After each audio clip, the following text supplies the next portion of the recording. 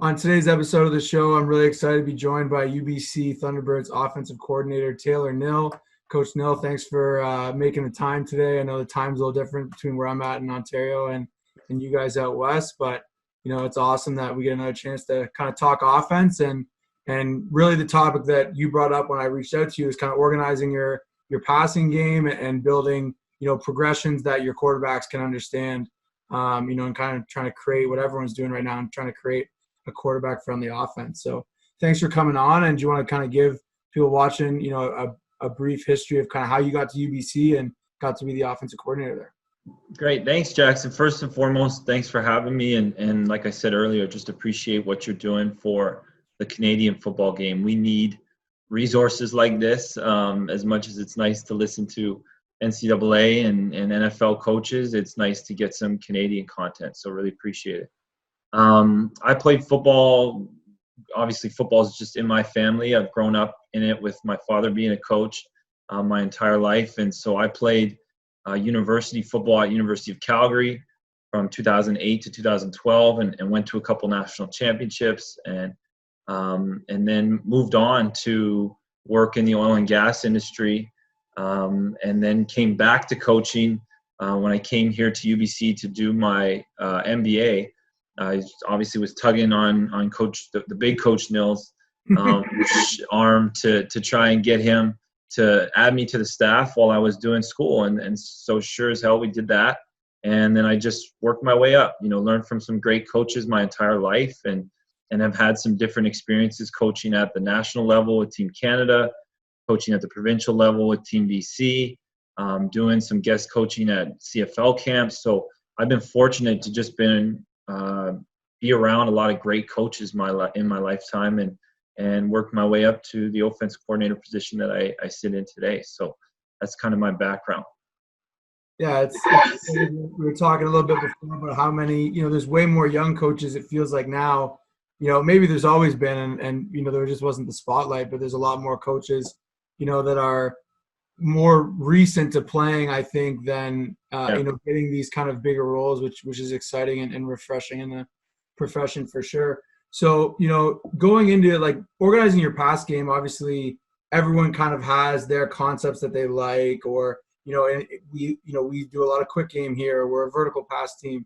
And one of the things we were kind of talking about before the show is like really trying to package things so your quarterback can connect as much knowledge as between those plays or concepts as they can. And I think, we were talking before about how important it is to be quarterback friendly, whether you have a veteran QB or a young quarterback, high school or university, the friendlier your offense is for the quarterback, the more efficient you're more than likely to be.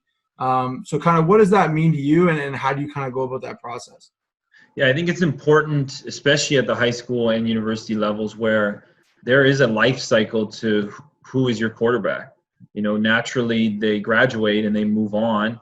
And this isn't the professional football where you can go get a quarterback to fit your system. Of course, you can recruit them and try to find the right athletes. But ultimately, you're at some point, you're going to have a young quarterback step in the huddle and things have to be easy for him because it's going to be coming fast and hard at him. And the way – what I've been trying to do this offseason is as a young coordinator, scheme-wise, I've been around a lot of scheme my entire life, and it's something I've always dived into.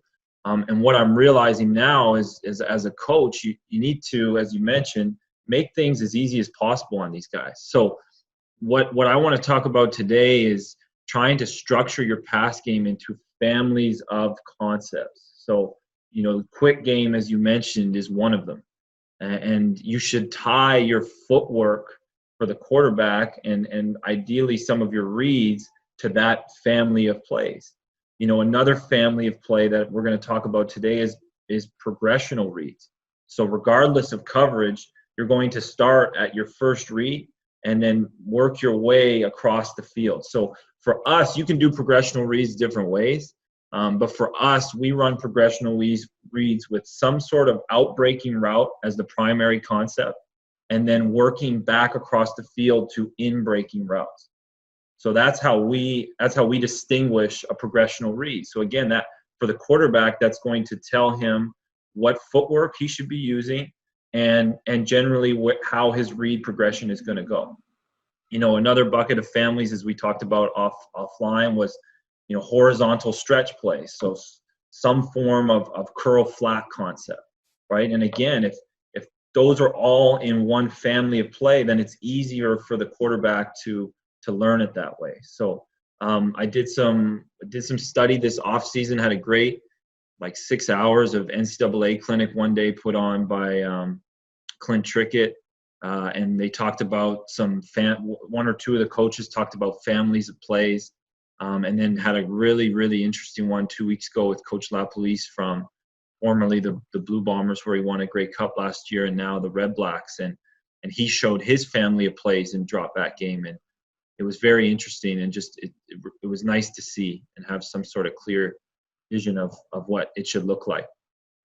Yeah, I think that being able to have your quarterback connect the dots, kind of like you said, in the family, the reads are going to be similar and the footwork's going to be similar.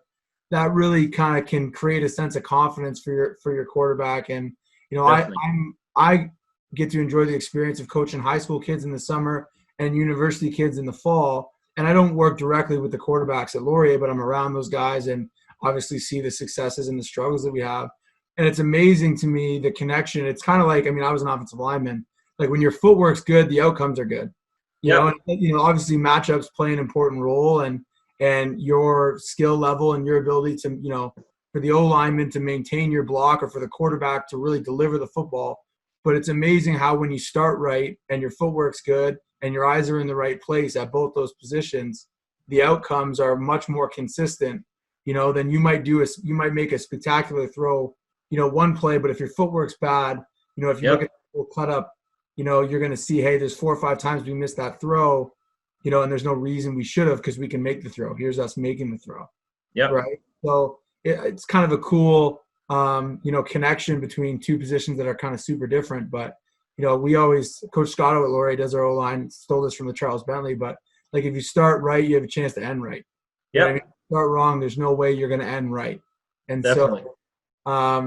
It's something I think a lot of the high school quarterbacks focus so much on the throw. Did I put it where I want it to? And if it's kind of a yes, no box. And I think one of the things that I've been able to learn and seeing some of the high school guys I've worked with, because I've got some guys that were super talented that have improved a ton from say grade 11 to 12 plus, and a lot of really good athletes. The footwork part, and matching that to the concept has been one of the most helpful things, I think, for them in understanding multiple concepts that are alike. So I'm excited to hear you kind of talk about that and work through some film on that as well. Great. Here, I'll start sharing my screen.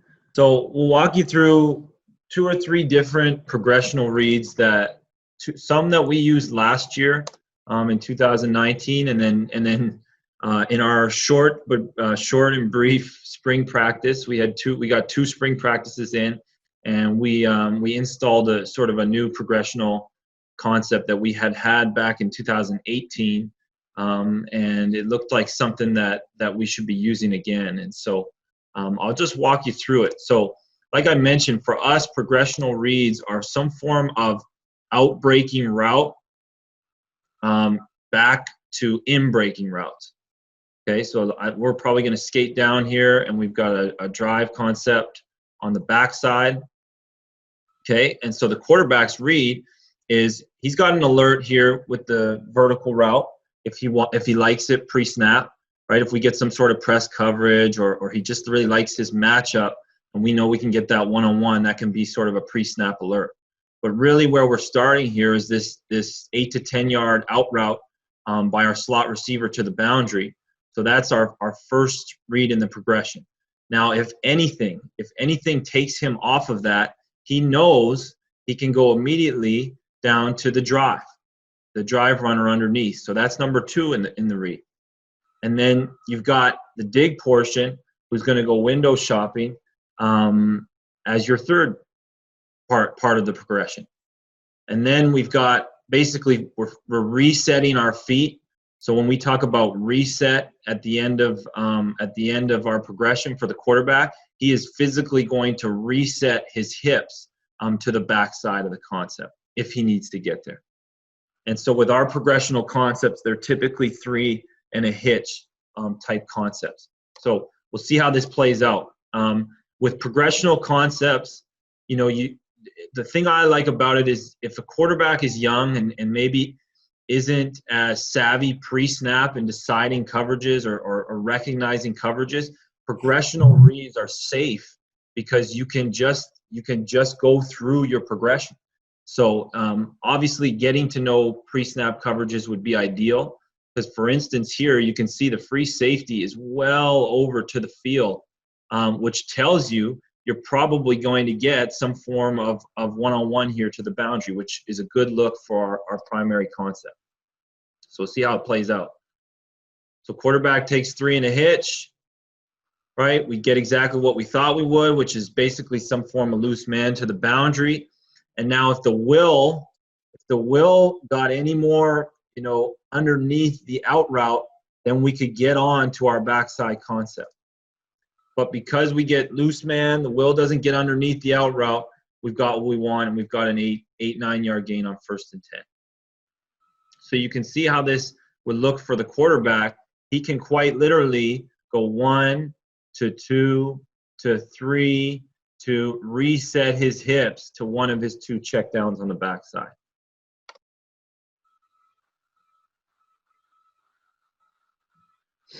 We'll look at another one where we hit the now this time. Okay, so same exact concept to the boundary. Now you see a pre-snap. If you've got your head up, right, you see that the free safety is now sitting on the hash. Okay, so that's telling you there's probably more than likely some form of game going on to the boundary here, which tells you that, okay, now we got a low half. You know what? This 8 to 10-yard out route is not going to be very good for us. Okay, which it's not. So now let's get on with our progression. And there we go. We're able to hit our drive concept underneath and pick up 8 to 9 yards. Right? And if for whatever reason this Mike, he plays down on the drive route, we've got our dig route, window shopping in behind as our number 3 option on the progression. And then, what we call this, in terms of what we talked about earlier, which is making things easy on the quarterback, this concept for us, this vertical route with the out route is called jet. And so this whole play, instead of going through a long, wordy play call, we just called it New York Jets, right? So we could get on the ball and go and move quickly and make it easy for the quarterback and just go New York, and the lineman gets a protection call, but the receivers already know what they're running. Yeah, it's interesting. There's so many different ways to package the communication piece too that, I think if you can, I know a lot of guys, you just call a play how you learned it, right? So, right. when I was growing up, at the football team I played for, our 4 verticals we called Argo. So when I started coaching, I would just call it Argo. Yeah. That didn't tie into what anything else we were talking about.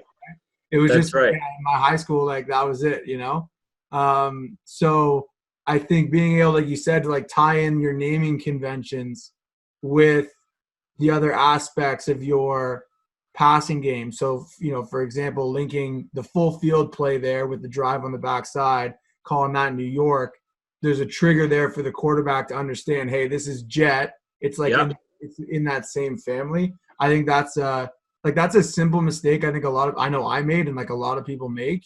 Yeah. When you're first, when you're talking about being a young coordinator, first, you're worried so much about what schemes you want to run.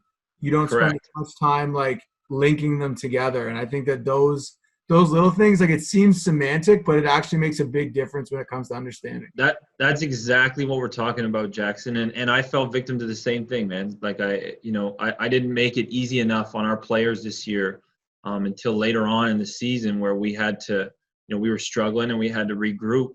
And part of that process was just making things mentally easier on the players. And so that's where I've been really researching this off season, is to try and bucket, like I said, create families of concepts to make it as simple as possible for not only mostly the quarterback, but also the receivers too.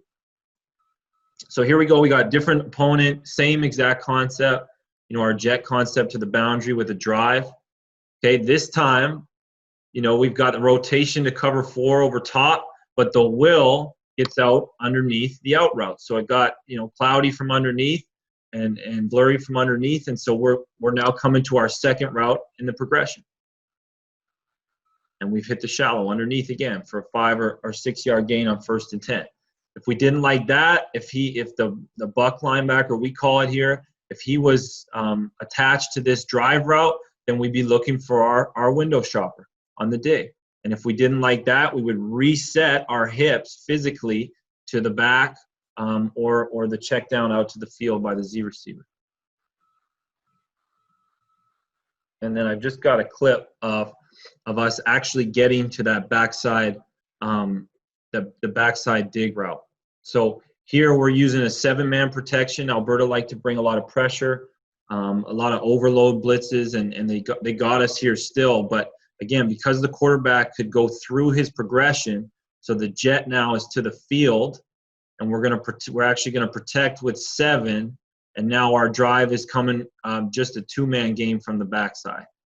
Okay, but we get through the progression here all the way back to the backside dig.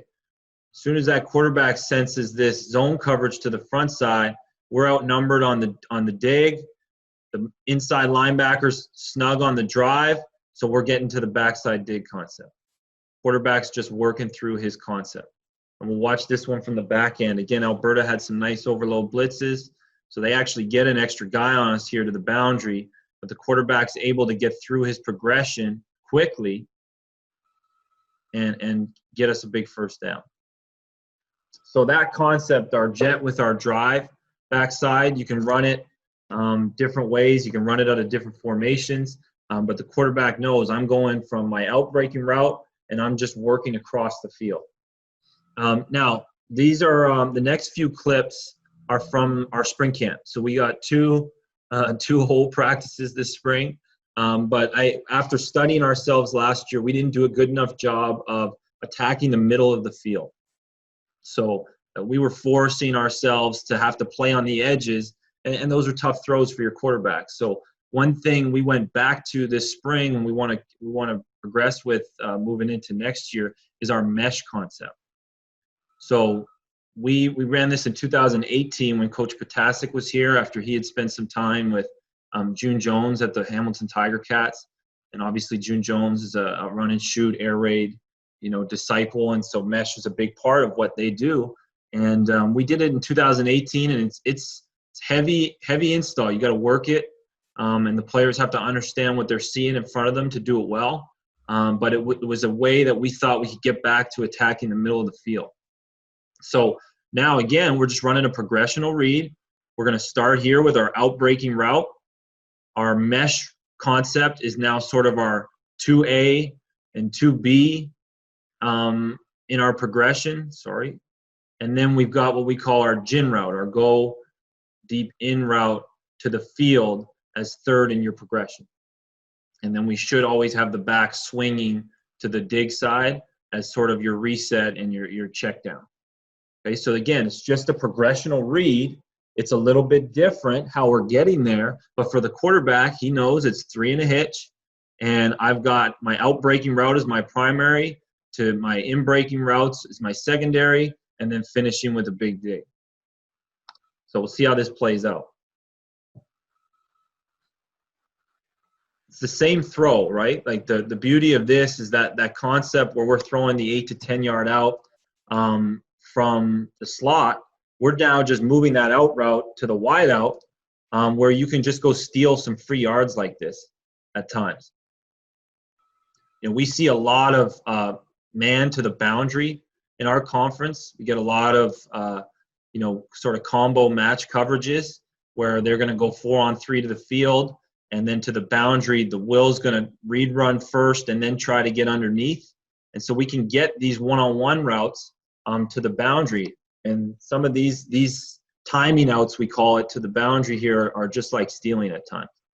Yeah, we had a lot. We weren't running it off of mesh, but when we had Curly at Laurier, that was, Yeah, there you go. Like, man, like we're just stealing, like start a drive, or Yeah, especially if like that's your dude. Like if you're in your offense, if that boundary wideout's your guy, totally. it's a great way to get him the ball, and your quarterback, like you said, there is some investment in it, right? Like anytime you're throwing out breaking routes, you better be on time. Most definitely. I think there's some comfort there for the quarterback knowing, hey, our best one-on-one matchup is the primary read here. If they double him, I don't got to force it. I can come back like to the next part of the progression. Yep. But I'm not rushing through early parts of the progression trying to get to my best guy. I'm going to my best guy right away. And then if you're going to double him, or you're going to play with a leverage that takes away what we want, now I Yep. know my next part of the read, I'm going to have a chance to have success. You hit it on the head. You're exactly right. And we had a guy, Travell Pinto, very much the same as Curly, like almost identical in terms of their abilities. And we did the same thing. That's what we were doing this in 2018 with Mike O'Connor and Travell. And so that's exactly what our thought was that's our primary. Let's go steal it and let's get him the ball. But if not, we've still got a great concept to work back to. So here we get some man coverage. So this is primarily where we're going to go in that sense. So there's a first down. So now we got the same concept. Okay, 8 to 10 yard out. It's, I won't get into too much of the details, but this is actually a 6-step timing out. So inside foot up, and on that 6th step, that's when we're rolling to the out. So there is a timing component with the receiver's footwork and with the quarterback's footwork. That's very important here. And then we've got our mesh concept again, and then we've got our gin concept to come back to at the end. But it looks like we're going to get some man coverage here again. So push him off, throw it with timing, throw it safe and downhill away from the DB where only the receiver can get it, and we pick up another 8 to 9 yards on first down.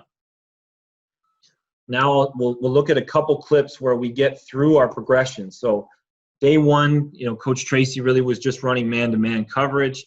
Day 2 of spring camp, he installed some zone coverage. And so this, for me, is the beauty of mesh, is man-to-man, we're going to try and rub and run through. But in zone coverages, we're actually going to try and shut it down and make ourselves an option for the quarterback. And you're going to see where that becomes a great option here. So quarterback gets a cut corner. Our wideouts are taught to take a little bit of a different stem and release if we get a cut on this look. So you can see he's going high and inside and taking 2 guys with him because he's not going to get the ball on this as the primary. And then you see our mesh inside. They're reading zone, and they do a really good job of setting it down. And now we can turn a 5-yard hitch route, a 5-yard check down essentially into a lot more. Yeah, I think it's go ahead, Jeff. Sorry, it's a concept, and we were running this last year and had some success with it. And it's Coach Galloway's our new offensive coordinator, and he's Right. obviously worked a lot with Steph and comes from that same tree. And so it was a staple for us as we started to install our new offense this year. And like the more I learn about it, the more it just makes me comfortable as a play caller, because I'm either going to throw my go-to guy on a route that we feel really good about into the boundary, Yep. or I'm going to come up with an easy throw. And like you said, if it's man, we'll pick them. If it's zone, we'll sit it down. And, it's one of those things where I think for quarterbacks, like once they get it, it should be a really comfortable progression. There's not a lot of throws that they have to make that should intimidate them. It seems easy, but as I'm sure, like you said, watching it in spring, it takes a lot of work. Yeah. It takes a lot of work, and you got to work it, and we did, and that was and I'll show you the next few clips. We ran another progression with this same mesh concept. We were really just trying to work the heck out of mesh during the spring so that we could get a ton of film and we could get a ton of coaching on it, because that's what's required. But obviously we got 2 days of it, but still got a good amount of film. So you can see here where we don't have one, again, only had 2 days of practice, but you can see here where if those mesh routes are covered, where this third and final option is coming into a great window there behind the mesh route. And so we didn't have a clip where we actually got back to that through the first 2 days, but you can see where that can become a viable last option on the concept with the space that's created. if the Absolutely. mesh routes are covered. So last one, same concept, timing out with the mesh and the gin to the field. And again, I think we get some zone coverage here. So quarterback doesn't like his primary option, right? So now he's hitching up and looking for his mesh route. Mesh does a great job of settling down, and quarterback does a great job of throwing away from the defender, right? That's what's key when we talk about coaching points for the quarterback, to throw away from the defender on the mesh. Good job of bringing head and shoulders at the same time by the tight end, breaking down, and quarterback throwing away from the defender. Throw him away to the shoulder, away from the defender. Really good job of our tight end drop stepping up the field. Now I'd like to see him tuck it away a little bit better, but going and picking up a first down. So now what we're running, we really only had 2 pass concepts in through the first 2 days. And they both involved mesh, but they were both progressional reads. So now what we wanted to do is we're getting back to that same jet concept out to the field. So this is where our progression is going to start right here. We've got an alert if we like it, pre-snap. But really we're thinking 1 to our mesh. We actually skated the W down, and he's part of the mesh this time. So you've got 2A, 2B, and now we've got our boundary slot on the big dig route. So you can see that we've changed the point of attack, the primary point of attack, but for the quarterback, his progression stays the exact same. His primary throw stays the exact same. His secondary throws stay the exact same no matter who's running it. And his third throw or final throw in the progression stays the exact same. So it's just a totally different dress up of the previous play. So it looks like we're going to get some form of man-to-man here. You know, quarterback picks up his feet, gets through his drop a little bit quicker because he sees he's got what he wants, and throws it downhill and safe away from the defender. And we're able to pick up, 8 or 9 yards on first down or more with a missed tackle. That's the other thing about the mesh. I feel a lot of times like you make a short completion, but it's actually a harder tackle because the defense is kind of distorted. Like no one really has like a more natural angle. So like oftentimes you see it completed and then it ends up being a 12, 13-yard play. That was one of the things I noticed when I was looking at some cut-ups was you'd look at the result and you're like, oh, what did we throw there? Like that was a 16-yard mesh. You're like, oh, we threw. You know what I mean? That's right. I'm going through trying to find like dig catches, so I'm like, oh, 17 yards. We must have thrown the dig. Nope. Mesh. It's great. Like it's just it's a quarterback's best friend if you can get good at it, and because the quarterbacks and receivers have to be on the same page, obviously, but it can be a nice check down and just an easy option for the quarterback. And like I mentioned earlier, it's just a way to attack the middle of the field, which is very difficult. Especially in our conference, we get a lot of 3 downs. So having those 4 linebackers in the middle of the field, you've got to find different ways to attack it. So here we go. We've got the jet to the field with the mesh underneath. Quarterback doesn't like the route, doesn't like the options, so he continues to work his way through the progression. And we get our mesh out the backside to the boundary with no one out there. And so we turn our mesh into a 8 or 9 or maybe a first down with a missed tackle. Here's the beauty of the mesh is you can see the issue this defender has trying to follow this mesh route through all the junk. First of all, he gets, he thinks he's going to run into a teammate, so he slows his feet. Then he's got to bubble over the other mesh runner, and now he's confused. Is the backer picking him up on the other side? Who's got him? And now we've got ourselves a completion. And then here's, I just wanted to show us, we don't complete this ball, but we do actually get back through to that big dig. So we get all the way through our progression here, and you can see the space that he's able to get into. We just gotta get more reps throwing this football. So we're still primary out to the field. I think he's got enough space here that he could throw it, but just didn't like the matchup. So work your progression. Didn't like the mesh coming out to the field, didn't like it coming to the boundary. So now he's looking to his third option, which is that big dig. And again, if the mesh is covered, If we're running a 20-yard dig in behind, there is a ton of separation here for you to throw the football. And so we just got to do a better job of putting it on target. Yeah, like you said, it's so important for the quarterback to feel comfortable. And, I know personally, again, working with high school guys, that connection between, okay, guys, all these plays are in this one bucket, right? And it's one thing to say that. Like, I think I always heard coaches say that, like, oh, this is a quick game. But, like, defining what that means. So, for us in the summer, quick games, everything was rock and throw. It's pick a side, and all of our quick games are some form of horizontal stretch. So double stop, double out, double slant. That's all we really tried to run. So everything is we were going to – and then the only thing they had to know was, are we going to try and read it based on the contour? Do I want to go inside out or outside in? Yep. But even if they didn't know that, at least they got a chance. Hey, even if you pick the wrong way, right, like you have a chance to find the space because we're isolating, going to try and isolate, this defender by going 41 or whatever. Yeah. And similar idea, like we ran mesh and snag, and the guys, I was kind of surprised, like the first practice, we were running this snag concept really well, and it's because we were using the same progression as we would on mesh. The guys were just in different spots. Just different spots, exactly. And so the quarterbacks felt super comfortable, quicker than in the past when I had coached different concepts and you put in a new concept.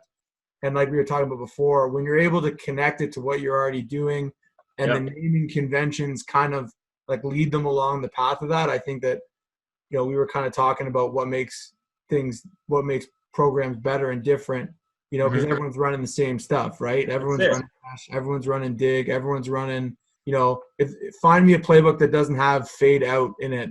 Probably exactly. Everybody in our conference runs that. Like I can honestly think off the top of my head, I've seen every single team in our conference run the outvert with the backside drive concept. And so it's how are you teaching it? How are you making it, how are you making it teachable for your quarterback, most importantly, but also your receivers and everybody understanding what we're trying to accomplish on that play. And I really had an eye-opening experience being on Coach LaPolice's clinic and just seeing how he had broken down the families of plays and both verbally, like how does he call it? What's the name of the play so that has an association to that family, and also how it's taught in the playbook and sort of the names of the plays. So really, really enlightening and something I'm continuing to work on so that I can be a better coach for our quarterbacks, but also for our offense. So awesome. Well, hey, Coach, really appreciate your time, and thanks, Jackson. I know we're all kind of waiting a while to get back out there, but I think it's a great time for people to learn, and people like you giving up their time is helping people do that coast to coast. So really appreciate it. Thanks, Jackson. Thanks for having me on.